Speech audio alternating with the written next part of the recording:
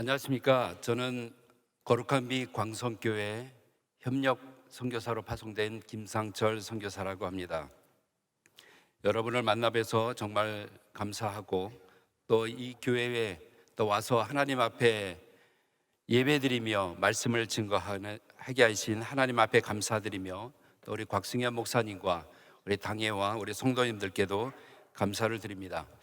그리고 지난 2월 달에 제가 사역하는 인도네시아 메단에 우리 곽승현 목사님과 우리 아울리치 팀이 방문해 주셨는데 이 자리를 빌어 다시 한번 감사의 인사를 드립니다. 거룩한 비 광성교회의 기도로 저희는 건강하게 참 사역을 잘 하고 있습니다. 늘 기도와 관심과 사랑에 감사를 드립니다. 저희의 사역은 신학대학교 2곳과 일반대학교 2개의 캠퍼스에서 사역이 이루어지고 있습니다. 특히 일반대학교 사역은 지금까지 인도네시아 선교사님들이 많이 시도를 해봤지만 이루지 못했던 것을 하나님의 강권하심으로 저에게 열어주셨다는 것에 참 감사를 드립니다. 저는 신학교와 일반대학교에서 교회사와 세계사를 강의하고 있습니다. 총회 파송 선교사님들은 모두가 대부분 다 선교학을 전공했지만 저는 역사신학을 전공을 해서 그 희소 가치가 있는 것 같습니다. 교회 사역은 시볼랑이 지역의 교회와 매단에 저희가 소속된 교회에서 교회 사역을 하고 있습니다. 교회를 세워나가고 협력하며 그리스도의 제자를 세우고 있는 일에 열심을 다하고 있습니다. 저희의 사역은 제자 훈련 사역이 주 사역입니다. 저희의 제자를 만드는 것이 아니라 예수 그리스도의 제자를 만드는 것이 저희의 주 목적입니다. 제가 준비한 영상을 잠깐 하나 보시고 말씀을 이어가도록 하겠습니다.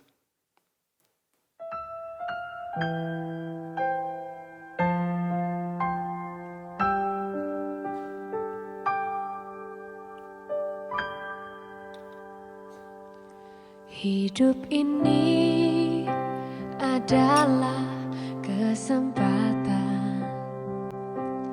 Hidup ini untuk melayani Tuhan. Jangan sia-siakan waktu yang Tuhan beri. Hidup ini hanya sementara. Sekuntum bunga di pagi hari, mekar indah harum di padang yang hijau. Demikian Tuhan mendandani rumput gugur bunga bila panas terik. Oh Tuhan, pakailah hidupku selagi aku masih kuat. Bila saatnya nanti ku tak berdaya lagi, hidup ini sudah jadi berkah.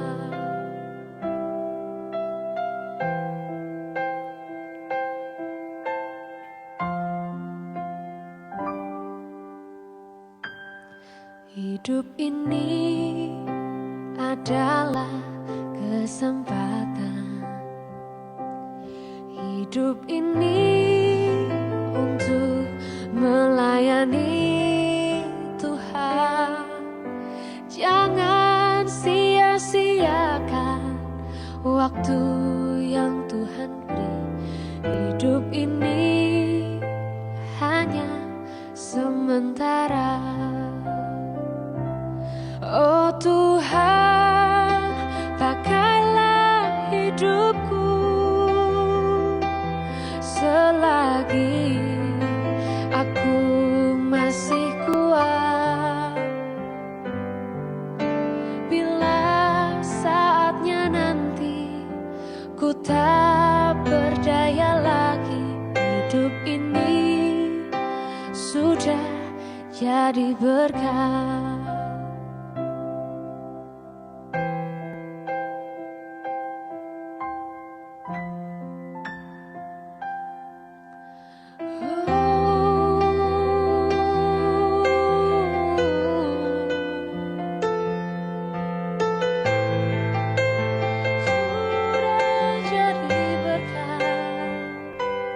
Oh Tuhan, pakailah hidupku selagi aku masih kuat. Bila saatnya nanti ku tak berdaya lagi, hidup ini sudah jadi berkah. Hidup ini sudah jadi berkah.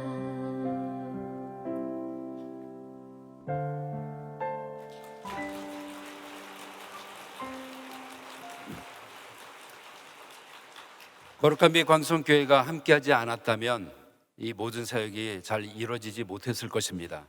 항상 기도해 주시고 사랑으로 협력해 주시고 격려해 주셔서 다시 한번 감사드립니다. 거룩한 빛 광성교회 협력 선교사로서 자랑스럽게 열심히 인도네시아 메단에서 사역을 최선을 다할 것을 다시 한번 약속을 드립니다. 감사드립니다.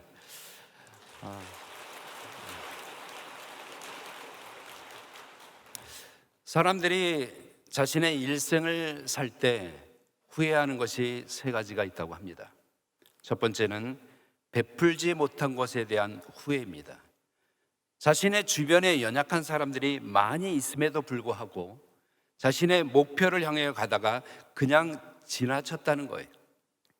지난 세월을 보면서 베풀지 못한 후회를 하는 사람들이 참 많이 있다고 말을 합니다. 두 번째는 참지 못한 것에 대한 후회입니다. 너무나 쉽게 화를 내고 분노하는, 그래서 자기 자신의 주장이 펼쳐지지 못해서 그것에 대해서 막혀 있을 때 그것에 대해서 화를 내고 분노했던, 참지 못했던 지난날의 삶에 많은 사람들이 후회를 합니다.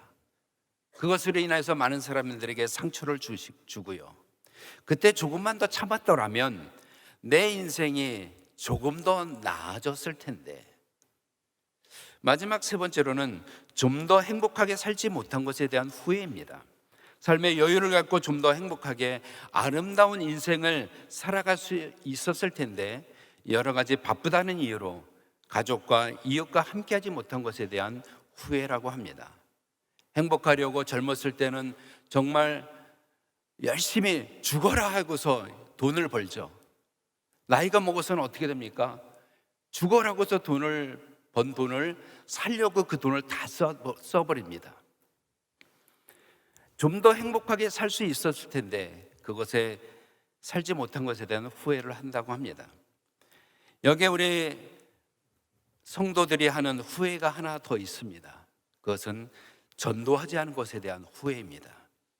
우리는 늘 전도의 기회가 있었는데 용기가 없어서 하지 못하는 현실 속에서 살아가는 많은 사람들이 있죠. 선교의 기회가 있음에도 불구하고 선뜻 헌신을 못합니다.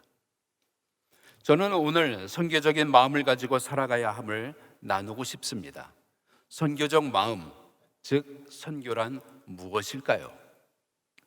선교란 타문화권 전도를 말합니다.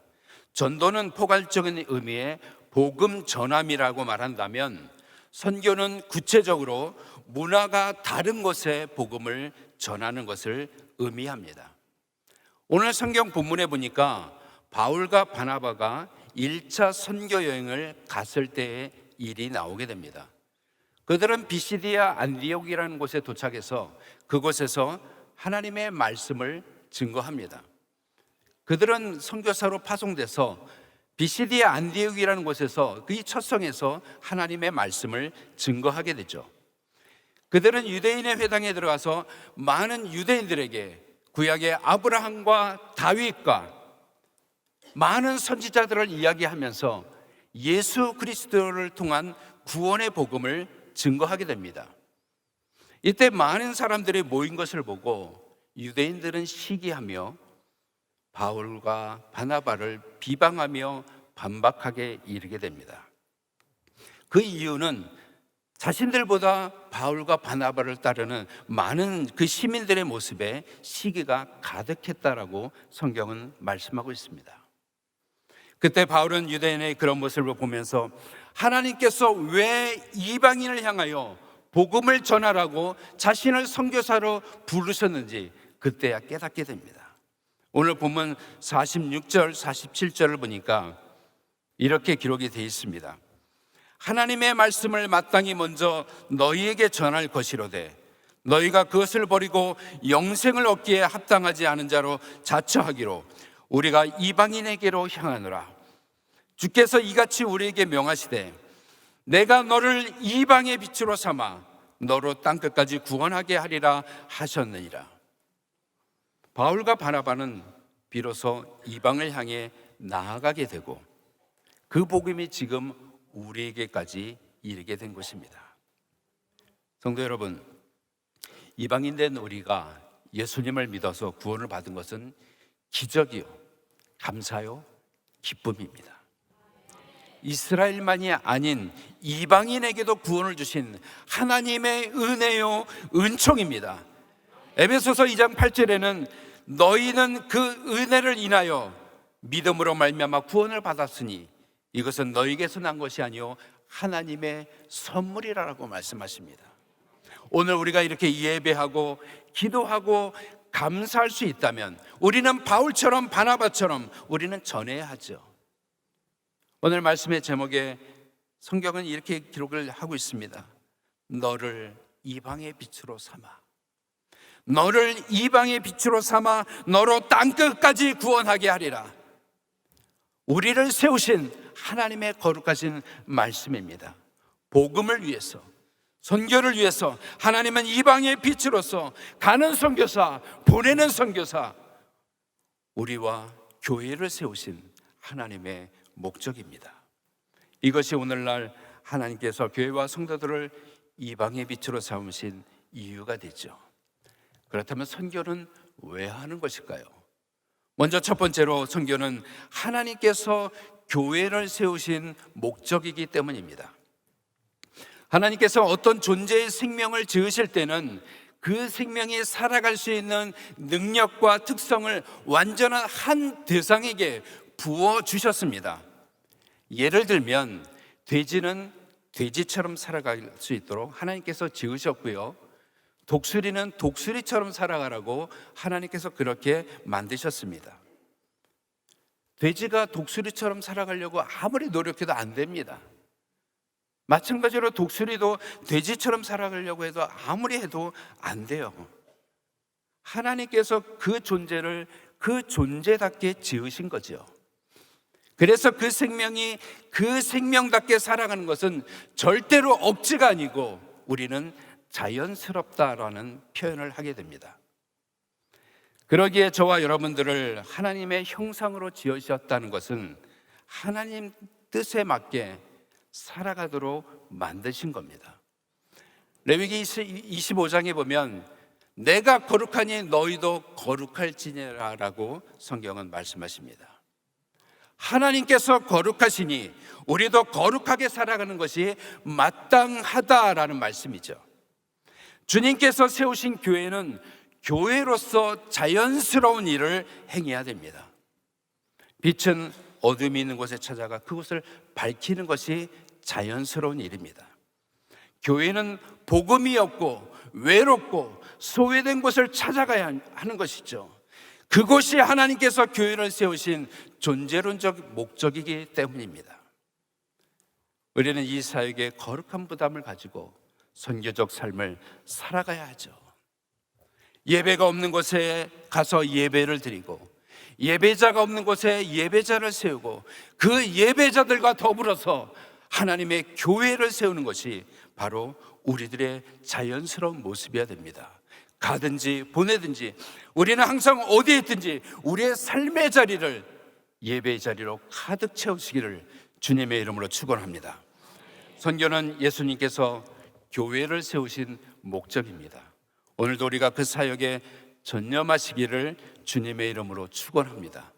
두 번째로 선교는 그리스도의 명령이고 우리의 사명입니다. 선교는 천하보다 귀한 생명을 살리는 가장 중요한 일이에요.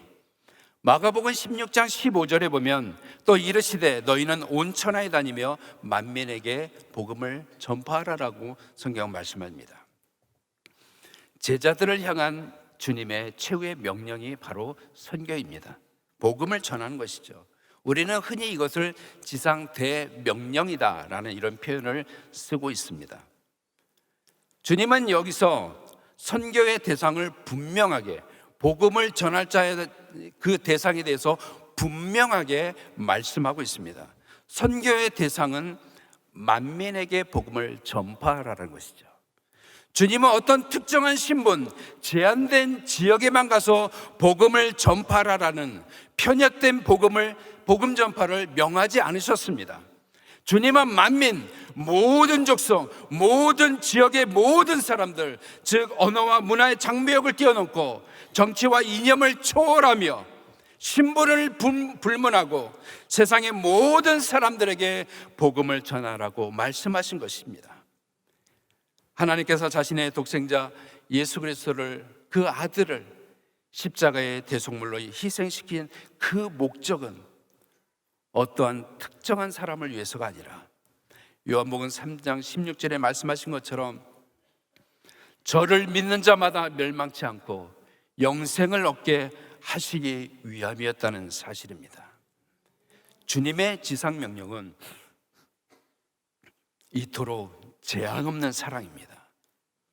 예수 그리스도 이외에 어떤 종교도 인간의 생명을 구원할 수가 없습니다. 오직 예수님을 믿음으로만 구원을 얻을 수 있는 것이죠. 사도행전 4장 12절에는 다른 이로서는 구원을 받을 수 없나니 저나 사람 중에 구원을 받을 만한 다른 이름을 우리에게 주신 일이 없다라고 성경은 말씀하고 있습니다. 길이요 진리요 생명 되신 그 예수님만이 우리의 유일한 구원의 통로가 되시는 줄 믿습니다. 아멘. 김난도 씨의 아프니까 청춘이다라는 책이 있습니다. 저는 이 책 제목에 동의를 안 합니다. 청춘은 기쁨이죠. 희망입니다. 그래서 저는 제 나름대로 이 책 제목을 좀 바꿨습니다.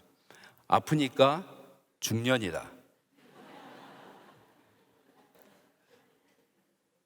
성도 여러분, 신앙생활 하다 보니까 아프십니까? 어려우십니까요? 힘드십니까? 아프니까, 어려우니까, 힘드니까, 그래서 사명입니다. 쉽게 갈 수 있는 길은 십자가의 길이 아니에요. 그래서 찾는 이가 별로 없습니다. 그 길은 험하고요, 고되고요, 힘들고요, 아프고요. 그래서 그 길을 찾는 사람들이 별로 없습니다. 그 길이 사명의 길이기 때문에 그렇다는 것이죠. 사랑하는 성도 여러분, 그 길을 우리가 의지하면서, 기도하면서, 사랑하면서 이 사명을 잘 감당하시길 바랍니다. 선교는 그리스도의 명령이요 사명이기 때문입니다. 마지막 세 번째로는 선교는 받은 은혜를 나누는 것입니다. 모든 살아있는 것에는 기브 앤 테이크의 원리가 적용이 됩니다. 식물의 경우는 이산화탄소를 받고 산소를 배출합니다. 사람은 어때요? 산소를 마시고 이산화탄소를 배출하죠. 이것이 하나님의 원리입니다. 받으면 줘야 되는 거예요. 사의 바다가 왜 죽음의 바다가 됐습니까? 받기만 하지 주지를 않습니다. 그렇기 때문에 결국 죽음의 바다가 된 것이죠. 선교는 주님께 받았기 때문에 하는 거예요. 주님의 사랑을 받았고 은혜를 받았기 때문에 해야 되는 겁니다. 선교는 큰 마음을 먹고 하는 이벤트가 아니라 구원의 은혜를 받은 자로서 당연히 해야 되는 거룩한 사역입니다. 그래야 우리의 영이 건강해지고 우리가 하나님의 그 뜻을 알게 되는 것이에요. 복음이 얼마나 내게 기뻤으면 내 안에 가둬둘 수가 없어서, 다른 사람들에게 전하지가 않을 수가 없어서 우리는 증인의 삶을 살아가게 되는 겁니다. 아들이 서울대 수석으로 합격했습니다. 저희 아들이 아니고요. 예를 든 겁니다. 어느 집에 아들이 서울대 수석으로 합격했습니다. 그런데 주님께서 그 밤에 이 소식을 아무에게도 말하지 마라 라는 명령을 내리십니다. 아마 이 명령을 받은 아마 모르긴 해도 성격 급하신 분은 아마 그 다음날 화병으로 아마 누우시지 않을까 싶습니다. 왜 그럴까요? 너무나 기쁜 소식이잖아요. 옆집에 친척들의 많은 사람들에게 이야기 나누고 싶잖아요. 내 아들이 서울대 수석을 합격했어. 기쁜 소식은 전하지 않고는 견딜 수가 없는 겁니다. 선교를 하면서 주님의 마음 없이 선교의 영웅주의나 동정심으로 시작된 선교는 첫 단추부터 잘못 깨진 겁니다. 선교는 주님의 마음이 부어져야 되는 거예요. 내 안에 있는 이 받은 은혜를, 이 뜨거운 이 은혜를 나눌 수 없는 그 마음, 그 은혜를 많은 사람에게 증거하는 거예요. 그래서 선교는 주님의 마음이 부어져야 되는 겁니다. 우리 수준으로 하는 것이 아니라 하나님의 수준으로 우리는 그 선교에 임해야 되고, 하나님께서 주신 것에 우리는 받은 은혜를 그대로 나누는 것이에요. 제가 한 가지 간증하고, 저에 대한 간증을 하고 오늘 설교를 마치도록 하겠습니다. 제가 고등학교 1학년 되던 해였습니다. 저는 그 전까지만 했더라도 교회를 들락달락 거렸습니다. 거의 교회를 가는 날보다 안 가는 날이 더 많았죠. 주일날입니다. 그런데 어느 날 어머니께서 저에게 제안을 하십니다. 상철아, 너가 이번에 수련회가 있는데 거기 갔다 오면 너의 용돈 3배를 올려줄게. 와, 대단한 거잖아요. 그래서 제가 어머니에게 조심스럽게 제가 한번 질문을 하나 드렸습니다. 어머니, 한 번만입니까? 계속입니까? 그래서 저도 나름대로 딜을 해야 되잖아요. 계속이다라고 말씀하시는 거예요. 제가 딱 한마디 했어요. 콜. 그래서 2박 3일 감남산 기도원 삼각산에 있는 그 기도원으로 갔어요. 그곳에서 가는데 그때 당시만 하더라도 찬양 기도 말씀 이거밖에 없었어요. 감남산 기도원에 가서 그 방에 기둥이 하나 있는데 그 기둥 뒷자리가 제 자리입니다. 고개를 살짝 이쪽으로 하면 앞에 전도사님이 보이고 이렇게 하면 안 보이는 아주 굉장히 참 좋은 자리입니다. 그것에 앉아서 있는데 마지막 날 저녁에 전도사님이 이야기하신 거예요. 너희 중에 죄가 있다라고 하면 죄를 예수 그리스도의 이름으로 회개하면 너희들의 죄를 다 용서해 주실 것이다. 내가 무슨 죄가 있다고, 고등학교 1학년밖에 안 됐는데. 그래서 기도를 시작하는데 옆에 보니까 친구들, 형, 누나, 동생들 막 기도하고 있는 거예요. 아무래도 이 분위기를 또 따라서 또 해줘야지 또 좋잖아요.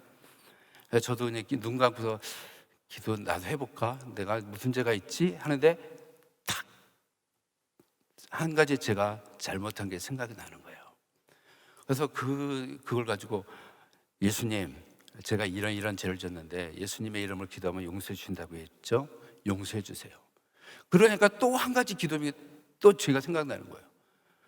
그 다음에 또 바로 마치 그 대기 손님 번호표 뽑고서 기다리고 있는 대기 손님들처럼 그 모든 죄들이 막 생각이 나는 거예요. 그리고 나서 제가 얼마간의 시간이 지났을까? 눈 떠보니까 한 2-3시간이 지났고요. 저는 눈물 콧물 범벅이 된 채 있는 저를 발견했습니다.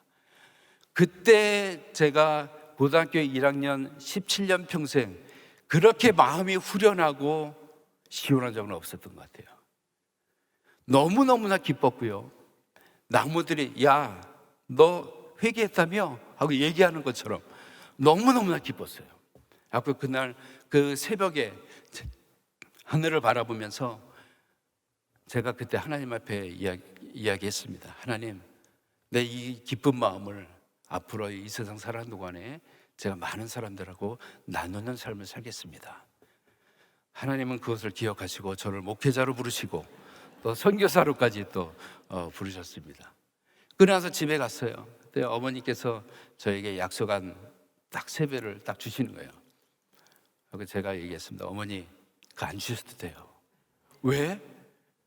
저 이 돈보다 더 귀한 분을 만났습니다. 그날 어머니 붙잡고 어머니 와서 서로 부둥켜고 얼마나 울었는지 모릅니다. 그리고서 이 기쁜 마음을 하나님 앞에 감사에 표현해야 되는데 어떻게 하면 좋을까? 어떻게 하면 좋을까 했는데 교회를 갔더니 선교 헌금 봉투가 있더라고요. 이렇게 드리면 되는구나. 그래서 그때부터 50원, 100원, 뭐 고등학생, 학생 무슨 돈이 있겠어요. 그렇게 해서 드렸던 그때의 기억이 있습니다. 사랑하는 성도 여러분, 저의 안에 있는 그 기쁜, 예수님을 만난 그 기쁜 마음을 어떻게 내 안에 가둬둘 수 없어서 그 새벽에 하늘을 바라보면서 주님, 내가 이 기쁜 소식을 만천하에 주님을 위하여서 이것을 전하겠습니다. 이 작은 이 입으로 주님 앞에 고백했을 때 주님은 들으시고 오늘 이렇게 복음 전도자로 저를 세우셨다는 사실이죠. 사랑하는 성도 여러분, 선교는 하나님의 꿈입니다. 선교는 하나님의 비전입니다. 선교는 하나님의 기쁨입니다. 오늘도 이 사역에 우리가 열심을 다하고 하나님께서 우리를 이방의 빛으로 삼아주셨다는 것에 더욱더 감사하시고, 어느 곳에 있든지, 저는 인도네시아 메단에서, 여러분은 이곳 이 땅에서, 대한민국 이 일산에서 어느 곳에 있든지 이방의 빛이라는 사실을 기억하시고 우리들이 있는 곳에서 그 자리에서 예배하시고 이 은혜를 나누는 이 사역에 전심을 다하시기를 바랍니다. 그래서 이 다음에 사랑하는 우리 주님을 배울 때 주님께 드릴 그 아름다운 열매를 가득 안고 주님 앞에 나아가기를 소망합니다. 이 은혜와 사랑과 이 은총을 가지고 우리의 사명은 오직 복음을 위해서 하나님께서 우리를 이방의 빛으로 삼아주신 것에 감사할 수 있는 저와 여러분의 삶이 되시기를 주님의 이름으로 축원합니다. 축원합니다. 기도하겠습니다. 거룩하신 하나님, 우리를 이방의 빛으로 삼으시고 하나님의 이 기쁜 소식을 증거할 수 있는 우리의 삶이 되게 하시니 감사함을 드립니다. 늘 항상 하나님의 기쁨이 되어 주께서 주신 은혜를 나누고 증거하며 주님을 위해서 살아갈 수 있는 우리의 모든 삶이 되게 주님 역사하여 주옵소서. 감사드리며 거룩하신 예수 그리스도의 이름으로 기도드렸습니다. 아멘.